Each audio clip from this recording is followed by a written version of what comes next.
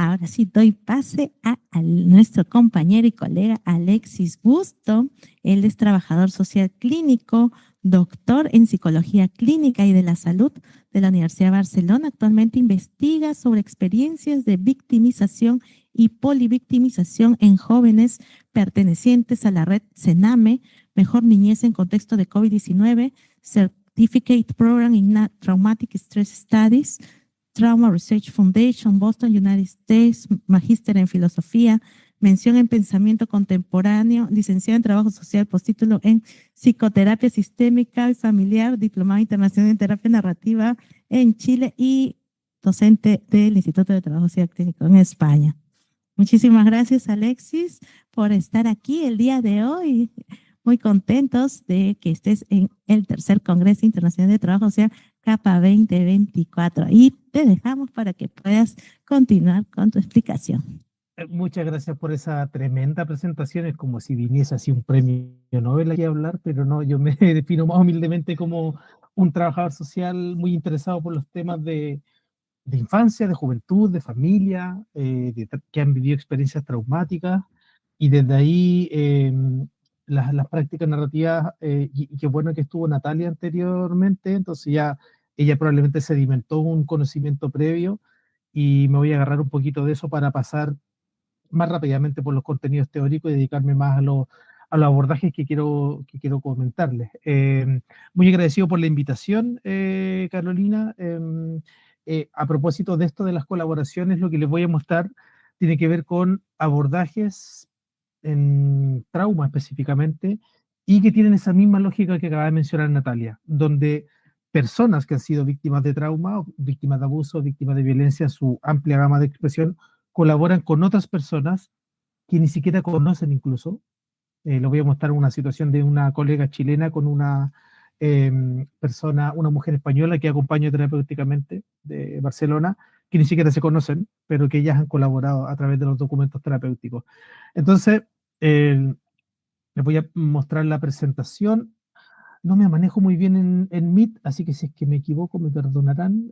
Si es que no me sale bien al principio, pero ya, compartir pantalla. Y no aparece no aparece mi presentación porque no la tengo seguramente abierta, ¿no? O no la tengo proyectada. Ahí está. Ahí lo encontré.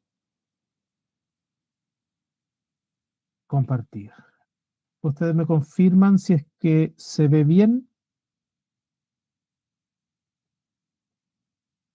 ¿Sí? ¿Pueden ver la diapositiva? Sí Ya, se ve. perfecto. Entonces, ahora voy a... ¿cómo maximizo esto hoy? Perdón. Acá en Meet no me ubico mucho. Bueno, pero se ve de todas formas, ¿sí o no? No lo puedo agrandar. Um, Sí se ve, Alexis, sí se ve. ya, dame un segundito. Lo que tengo que hacer es... Espérame, para mejorarlo acá. Abajito en ese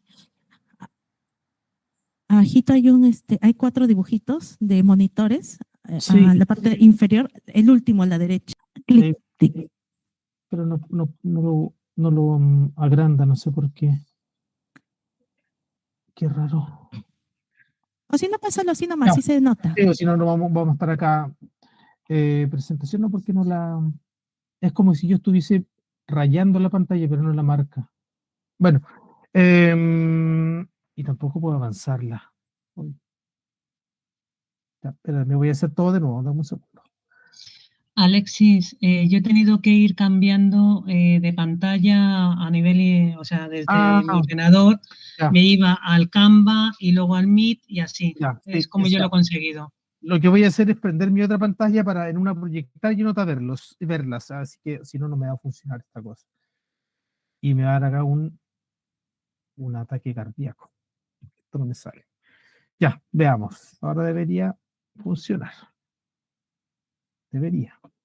Entonces proyecto esta y compartir. Ahora sí, y ahora debería agrandarse. Ahí sí, ¿cierto? ¿Ahora sí o no? Sí, Tampoco. sí te vemos. Me Sí ven a vemos mí, la pero ven, pantalla. y ven la presentación. Ya, ¿y ahí cambió? Ya, perfecto, ya, ahora sí, ya. Hoy ya costó esto, pero salió. Entonces, bueno, les vengo a presentar muy brevemente algunos elementos de las prácticas narrativas que probablemente Natalia ya comentó, no puede lamentablemente estar en toda su presentación, pero solo rescatar a propósito del trabajo social y la implicancia en los enfoques terapéuticos que se han desarrollado en el mundo, es que la terapia narrativa es un enfoque terapéutico, un enfoque de terapia familiar, un enfoque de abordajes que es propuesto por trabajadores sociales, por dos trabajadores sociales específicamente, por Michael White y David Epson, así como muchos otros como el de trauma relacional, el terapia breve central soluciones de Inso Kimber y Steve de Chaser, el de Virginia Satir, Ana María Campanini, hoy la tenemos entre nosotros con el modelo sistémico, bien clásico en nuestras formaciones. Y bueno, emerge con dos grandes abordajes iniciales, que es la externalización y los documentos terapéuticos. Hoy en día esos abordajes han tenido múltiples variaciones. La externalización viene a ser más que un abordaje o una técnica, una ética, una forma de mirar, de relacionarse con el otro, de entender que los problemas no son las personas, sino el problema es el problema en sí mismo, que hay una diferencia fundamental ahí, lo voy a mostrar más adelante en otra diapositiva, cómo entendemos los problemas desde las prácticas narrativas. Y de los documentos terapéuticos que inicialmente en los años 80 surgen siendo cartas específicamente, o sea, en los años 80 no habían celulares ni dispositivos tecnológicos como los que tenemos ahora. Eh, Hoy en día siguen siendo cartas por una parte, hay terapeutas que todavía siguen haciendo cartas, como yo, por ejemplo, todavía escribo cartas a mano con la gente con la cual trabajo, y también ocupo otras tecnologías y otros dispositivos, pero ocupo mucho la escritura a mano. Creo que tiene un poder y una sensibilidad totalmente distinta a la otra. Hoy día les voy a mostrar un poquito de ambas, de las más clásicas a las más contemporáneas, a propósito de la era digital, ¿no? De cómo también nos relacionamos y cómo podemos conectar a la gente, colaborar entre las personas en esta era digital que nos posibilita, por ejemplo, estos mismos espacios.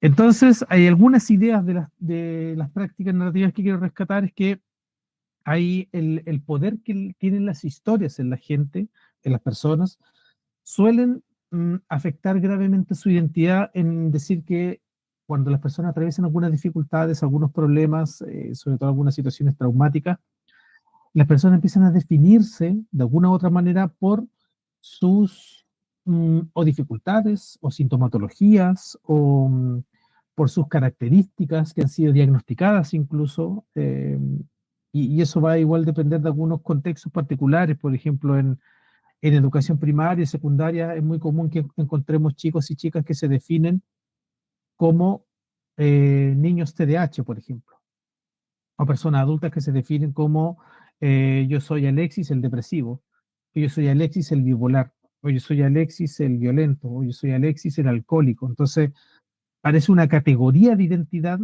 totalizada en la persona, es lo que los autores llaman historias dominantes o problemáticas. Lo que hacemos por otra parte en terapia narrativa es buscar estas historias subyugadas o alternativas, o sea, historias que se contradigan con esa historia dominante, que nos ayuden a buscar otras posibilidades, otras lecturas, otras escrituras, por ejemplo. Una de las cuestiones fundamentales que he aprendido estudiando con los autores fundacionales, especialmente con David Epson, que ha venido varias veces a Chile, David Emburu, es que ellos mencionan una y otra vez la necesidad de traducir estas ideas de la terapia narrativa a los contextos locales, que no es lo mismo hacer terapia narrativa en Chile que hacerla en Perú, que hacerla en España, a propósito que está acá Natalia, porque nuestros contextos socioculturales, políticos, económicos son completamente distintos. Y tampoco va a ser lo mismo trabajar, por ejemplo, a lo que a mí me encanta y me gusta, con la población adolescente, que con adultos y adolescentes, por ejemplo, en Chile, en el norte del país, que están colindando con nuestro hermano país de Perú, que en el extremo sur, donde colindamos con el continente antártico. Eso va a ser muy distinto porque las condiciones geográficas imprimen cierta forma de ser también. Y en España también eso lo tienen muy clarito. O sea, afortunadamente he conocido España, he estado mucho más en Granada, pero me tocó estar en Madrid y he conocido gente de Cataluña y son completamente distintas, o del País Vasco, que decir, ¿no? El País Vasco tiene sus particularidades. Entonces pasa exactamente lo mismo en todos los países. Probablemente los compañeros y compañeras peruanas que están acá, les pasa exactamente lo mismo con los norteños, los de Lima, los de quizá otros lugares. Y tenemos algunas premisas de que las personas siempre van a reaccionar frente a la experiencia de trauma, no son pasivas frente a lo que les ocurre, porque siempre intentan resguardar algo preferido, algo de su identidad, algo que valoran, algo que atesoran, algo que protegen. Y eso puede ser una idea, puede ser un valor, puede ser una persona, puede ser una creencia, puede ser cualquier cosa en las prácticas narrativas. Y también esta misma frase que aparece con insistencia de decir que el problema no es la persona, que el problema es el problema, visto diferenciado y externalizado de la persona. O sea, nunca vamos a entender que el problema está estructuralmente dentro de la persona, sino que es visitado, es azotado, es subsumido, invadido por el problema.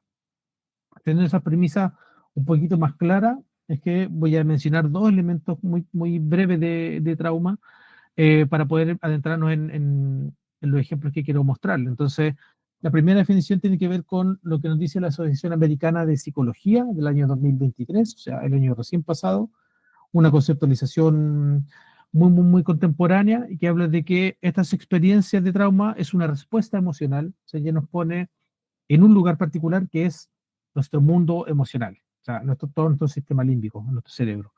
Y es una respuesta emocional frente a qué? A un evento terrible, a un evento complejo, como por ejemplo hay accidentes, una violación, desastres naturales. O sea, el trauma puede estar presente en cualquier dimensión de nuestra vida, en un divorcio, en una separación, puede ser una separación, un divorcio traumático. Va a depender de los factores que intermedien y va a depender de la evaluación subjetiva de la persona. Específicamente en trauma sexual y en violencia intrafamiliar y en violencia de género, me ha tocado ver y presenciar durante todos estos años que generalmente deja experiencias bien complejas, sintomatología bien aguda, pero hay algunos casos en que no, que hay excepciones. No les voy a hablar de eso, pero hay algunos casos en que no, incluso en trauma sexual, algo que me costó mucho entenderlo. ¿Qué pasaba generalmente? Es que el contexto, la familia, la red de apoyo, las instituciones funcionaron excelentemente bien. Había redes de apoyo, había credibilidad al relato, las instituciones funcionaron bastante bien, había apoyo psicológico en la familia, había contención emocional, o sea, todo funcionó. Pero la gran mayoría de los casos, lamentablemente, no es así. Y que estas experiencias complejas pueden tener una serie de sintomatología, una serie de efectos, como de emociones impredecibles, el que estemos muy desregulados emocionalmente, flashback o imágenes intrusivas, o como imágenes que se vienen, y esa imagen que se viene no quiere decir que la persona está alucinando, sino quiere decir que está teniendo una experimentación intrusiva, particularmente de imágenes. Pueden ser de imágenes, sensaciones, sabores, sensaciones táctiles, olores, cualquier fragmento sensorial, sensaciones a través de cómo se está sintiendo, uno puede identificar la sintomatología, pero generalmente son las personas las que nos van dando pista de cómo se están sintiendo. Y por otra parte, una de las grandes afectaciones que tiene es a nuestra memoria, específicamente en lo que se llama la activación de la memoria traumática, y por otra parte, la reexperimentación intrusiva que yo les mencionaba, que esto generalmente genera sensaciones bien complejas porque como no está integrada, nuestra experiencia sensorial, nuestra experiencia lingüística, nuestra experiencia emocional, corporal, espiritual también queda fragmentada, como un rompecabezas desarmado. Que lo que hace la terapia es ir retejiendo y revinculando estas experiencias que quedaron disociadas en la palabra técnica, que quedan fragmentadas.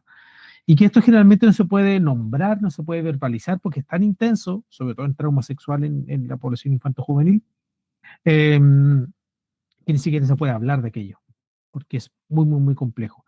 Y la reexperimentación intrusiva, que eso es lo más importante, una de las cosas más importantes que quiero mencionar es que se vive y que son fragmentos sensoriales que se sienten en el cuerpo. O sea, no es una idea, no es una cognición, no es un pensamiento claro. Entonces, me ha tocado escuchar y ver situaciones donde los chicos me dicen, mira, yo un chico que fue víctima de violencia grave en una residencia donde estaba, al cuidado del Estado. Sí, yo veo al tío Cristian, que era el encargado de cuidarlo, afuera del colegio. Yo lo veo, él me está esperando. Y el tío Cristian no era posible que lo esté esperando fuera del colegio porque él se fue de la ciudad. Entonces, cuando los chicos dicen esto, yo lo veo, es que específicamente lo están viendo. O sea, no es una fantasía, no es una alucinación, es porque hay una activación cerebral muy, muy grande. O sea, toda nuestra biología queda sumamente alterada luego de una experiencia de trauma, sobre todo en temas vinculares. Volviendo a las prácticas narrativas, le voy a comentar específicamente un abordaje que son documentos terapéuticos, que estos nacen en contraposición a los documentos que nosotros y nosotras como profesionales hacemos, que son nuestros informes. Informes psicosociales, informes sociales, pericias de todo tipo. ¿Por qué? Porque los autores dicen, mira, estos documentos que nosotros hacemos, que Michael White lo llama cartas formales, tienen el poder de definir a la gente, tienen el poder de tomar decisiones por la gente, se escriben en un lenguaje técnico profesional que la gente no necesariamente lo logra entender y generalmente tiene implicancia para la vida de las personas. Imagínense un diagnóstico psicosocial cuando alguien lo determinan, por ejemplo, cuando miden sus competencias parentales y le dicen, mira, sabes que Alexis tiene competencias parentales muy disminuidas e irrecuperables. Ese informe es una verdad técnica desde el área psicosocial. En nuestro país, en Chile, se va a un tribunal, por ejemplo, y eso se transforma en una sentencia judicial, donde el juez interpreta que yo, Alexis, no tengo competencias para cuidar de mis hijos. Que puede ser, claramente, ¿no? Pero lo que ocurre es que eso determina la vida de la persona. ¿Qué es lo que dicen los autores? Los documentos terapéuticos, por otra parte, son una realidad co-construida entre el terapeuta y las personas con las cuales trabajamos, o solamente las personas, y son propiedad de la persona, y son quienes son los dueños, son las personas con las cuales trabajamos, no nosotros como profesionales. Y desde ahí, dice la terapia relatada o a través de cartas, recuerden esto en los años 80, hoy en día es distinto, les voy a mostrar algunos ejemplos de eso. La persona es la protagonista de ese mundo, la persona no es la evaluada, ni la persona diagnosticada, ni la persona observada, sino la persona es protagonista de su propio mundo. Eso tiene que ver con la agencia personal de terapia narrativa. Y también lo que intentamos en estas terapias a través de cartas o documentos terapéuticos es que rescatar las experiencias y los significados de las personas, no los conocimientos técnicos, porque de eso tenemos un montón desarrollado. Y cuando trabajamos sobre todo en infancia, con problemas de salud mental, generalmente hay muchos informes de las personas con las cuales trabajamos, pero en muy pocos de ellos, hoy diría yo prácticamente en ninguno, está la voz de esas personas, porque lo que hay es una interpretación, ¿verdad? Entonces, para que quede un poquito claro, nosotros como terapeutas podemos hacer documentos terapéuticos, sí, pero ¿quiénes son los que alentamos a que hagan sus propios documentos? Son a las personas con las cuales trabajamos. O sea, pueden ser de las dos maneras. Cuando nosotros hacemos un documento terapéutico, decimos, mira, estuve escribiéndote tal cosa, estuve pensando en tal proceso terapéutico, lo que hago yo es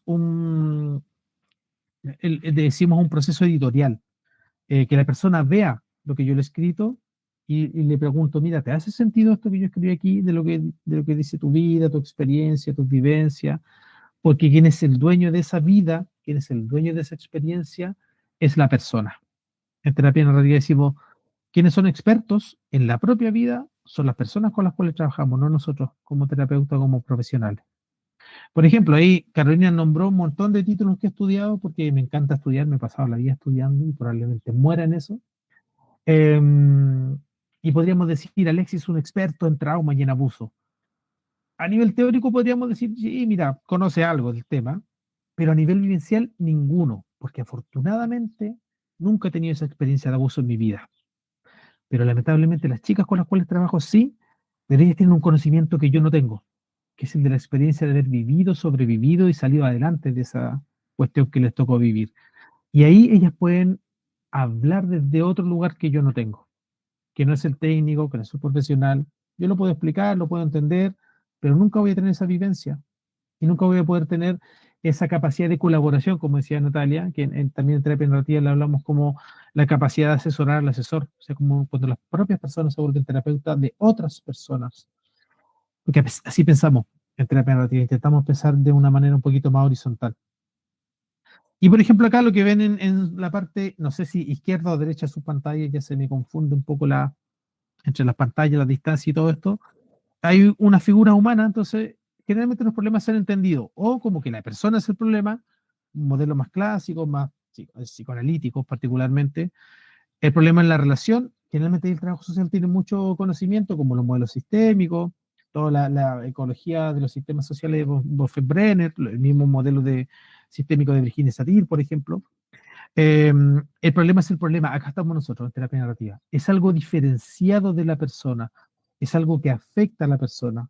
Porque intentamos hacer preguntas para que se distancien de ese problema y para que tengan el control de la situación.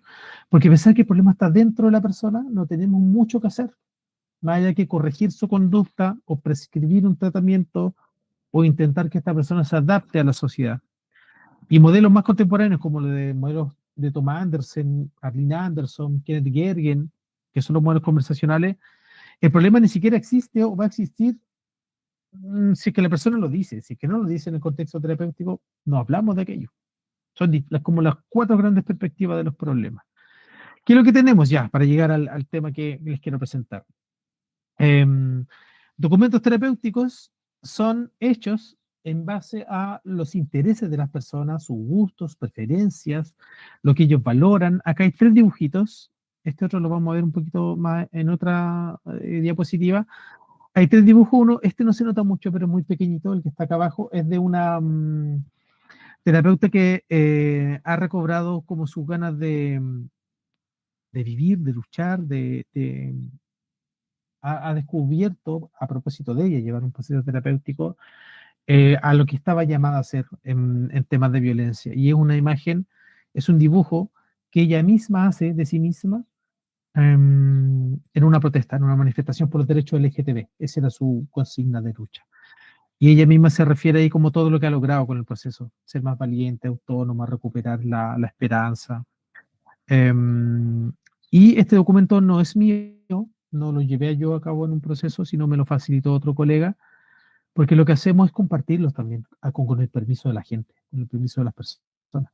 Em, Porque creemos en esto de la colectivización de saberes, de que esto nos ayuda de alguna otra manera. Y las personas también creen en eso. Acá hay otros que tienen que ver con la lucha de la libertad, y este que hice yo, que cómo también podemos hacer esto con el juego, con los niños. A propósito de la externalización y lo que hemos estado hablando. Después esta diapositiva obviamente va a quedar para ustedes y la van a poder revisar con más calma. En este documento lo que yo hago que es un dibujo, o sea, no es una carta en sí misma, es un dibujo con una consigna, con un par de letras que escribí. Lo que hago es rescatar algunos sentidos y significados que para esta joven, de la cual me invitaron a participar en su proceso, una chica de 14 años, eh, quería yo rescatar, antes de conocerla incluso. Los documentos terapéuticos pueden ser, incluso no conocerse a las personas, como el que lo voy a mostrar más adelante, pero en este fue antes de conocerla a ella, y lo que yo rescaté fue lo que la psicóloga me comentó a mí respecto de esta joven, que tenía que ver con sus intereses por el ajedrez, sus intereses por la música, por el arte, por la danza, por la gimnasia, por ayudar a las personas. Y el gran problema para el papá de esta chica, particularmente, era que le estaba yendo muy mal en sus asignaturas de matemática, lenguaje, física, química, como las más formales. Pero le estaba yendo muy bien en otras cosas. Entonces, lo que yo quise rescatar fue en todo lo que le estaba yendo muy bien, todo lo que hacía excelentemente bien. Porque ahí mi posición o mi vinculación antes de incluso involucrarme con esta situación fue estar con la joven, no estar con el problema del papá, porque ese problema del papá que decía, yo quiero que mi hija le vaya bien en la matemática, historia, que sea matemática, lenguaje, química, es porque yo quiero que sea ingeniera igual que yo. Yo le dije a la psicóloga, ese es un problema del papá, ese no es un problema de la joven. Que yo voy a trabajar con la chica y luego veremos. ¿Qué ocurrió después? Es que la chica devela una situación de maltrato por parte del padre, entonces ahí se retransformó un poco el proceso terapéutico. Documentos que viajan a propósito de lo que nos brinda la tecnología hoy en día, y diría yo que es un efecto post-pandémico el que estemos conectados ahora de esta manera. Hasta antes de la pandemia, si bien había este tipo de instancias, no eran tan masivas como las que hay ahora, entonces podríamos decir que es un efecto no tan nocivo que nos dejó la pandemia. Y lo que les comentaba de una chica que estoy trabajando actualmente, de España. Ella tenía una serie tiene una serie de como dificultades, problemáticas, como cualquiera de nosotros lo puede tener. Y una de las cosas que a ella más le gusta, a propósito de los documentos terapéuticos, lo que intentamos rescatar, son los perros. Tiene dos perritos que ella los considera parte de su familia. Y dicen, mis perros son mi familia. Ese es el significado que ella les da. Entonces, como en el documento terapéutico intentamos rescatar los significados singulares de las personas, yo dije, tengo algo que hacer con esto, porque aquí hay muchos valores involucrados, pero yo no considero a mis perros parte de mi familia. Yo tengo perros, los amo, los quiero, les doy comida, los saco al parque, los llevo al veterinario, hago todo, juego con ellos, los abrazo, duermo con ellos a veces, pero no los considero parte de mi familia. Hay un significado que no comparto. Y como en terapia narrativa, yo digo, esta es mi interpretación, probablemente Natalia tendrá otra, hay que ser muy humilde con los conocimientos y con lo que uno puede hacer. Yo pensé en hacerle un dibujito, como sé dibujar, me va bien con el dibujo y ya le voy a dibujar un par de perritos, no sé qué. Y dije, no, no creo que sean lo mismo porque no lo siento de la misma manera. Entonces, ¿qué hice? Voy a dejar de compartir porque tengo que compartir otra cosa. Fue recurrir a una psicóloga chilena, una colega, una amiga, que tiene los mismos significados que esta joven española. Ella dice, mis perritos son parte de mi familia. Y dije, aquí está. Ella me va a ayudar más que yo, porque ella tiene un conocimiento que yo no tengo. Y le conté, mira, estoy trabajando con una chica, una joven, como de tu edad, lo ha pasado muy mal últimamente, pero le encantan los perros, igual que tú. Le conté brevemente y le dije, oye, ¿tú te animarías a hacerle como un videíto le dije un documento terapéutico, porque también trabaja en esta línea? No le dije un video, un documento, y me dice, ya, mira, yo te amo un par de días y te lo mando. Y lo que me mandó, bueno, un segundo porque de nuevo no lo encuentro. Espérenme, que se me corrió. Ahí sí. Me comentan si es que se escucha bien. Cuando era pequeña, Perfecto, Alexis. alimentaba 2 veces por semana a un grupo de perritos. Cada uno de ellos tenía un nombre. Es- La chilindrina, Jennifer, creo. ella los nombraba. Ah, ese es el video tuyo. Ellos existían también. Lograban existir en un mundo donde a veces, con el tráfico, el devenir de la gente, las compras, el ajetreo, el ir y venir, el mundanal ruido, no los dejaba ser del todo visibles. Ella era lo que se denomina ahora como una animalista. En ese entonces, ella no lo sabía. Crecí rodeada de esos sentidos. A los 13 años tuve mi primera mascota, Cindy. Ella era un tremendo peluche de ojos azules y de multicolor.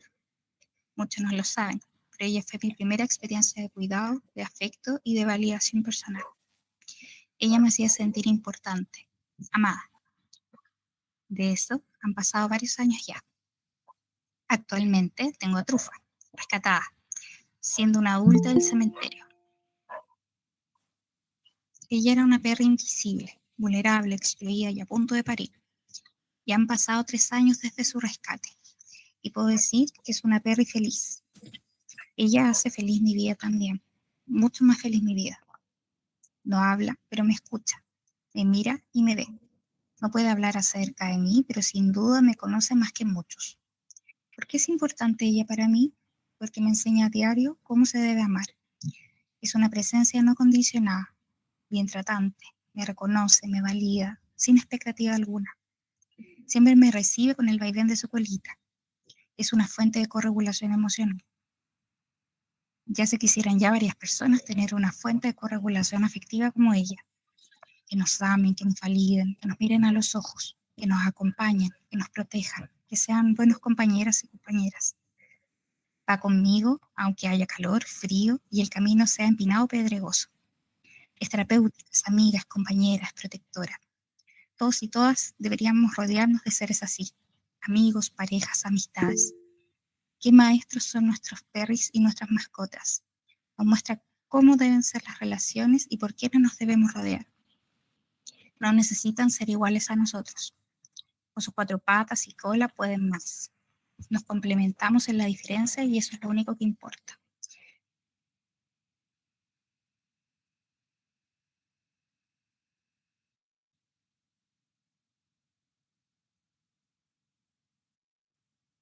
Con todo esto, solamente quiero decir que lo que sientes por tus perros, por tus mascotas, por tus perritas, por tus gatos, por tus loros, pájaros, sea el faro que te guíe hacia donde quieres conducir tus relaciones, hacia donde quieres conducir tu vida.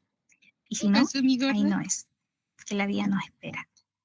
Se trata de entretejer sentidos, saberes, experiencias, miradas comunes. Se trata de amar y que nos amen como lo hace un perro, con cariño desde el otro lado del océano.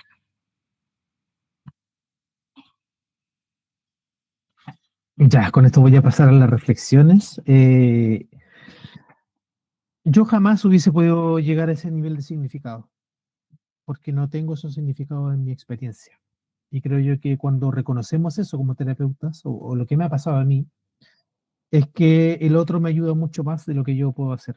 Este video, David Epson, perdón, vino a Chile en 2015 y sacó de una carpeta muy antigua cartas de los años 80 que él se intercambiaba con jóvenes que estaban privados de libertad. Sí, una hoja amarilla cayéndose con pergamino.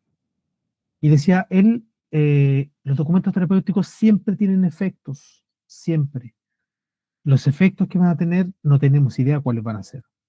Yo en la sesión de cierre, como la primera momento que acompañé a esta joven, le mostré este video y otros mensajitos que me hicieron de llegar a otras personas, y el efecto fue potentísimo. ¿De qué? De resonancias, porque los significados que estaba diciendo la psicóloga respecto de la contención, el acompañarse, el sentirse querida, insisto, yo no podría haberlos dado, y que no tiene que ver con la comunidad clásica que trabajamos en el trabajo social como un espacio geográfico delimitado, voy a ir a trabajar a la comunidad de Lima, no sé qué cosa. No, tiene que ver con una comunidad de personas que tienen experiencias en común y que entre ellas pueden ayudarse, colaborar mutuamente, gratuitamente, desinteresadamente, de la manera como la hemos visto ahora. Así que sin pasarme en el tiempo, Caro, yo, bueno, lo dejo hasta acá con la presentación.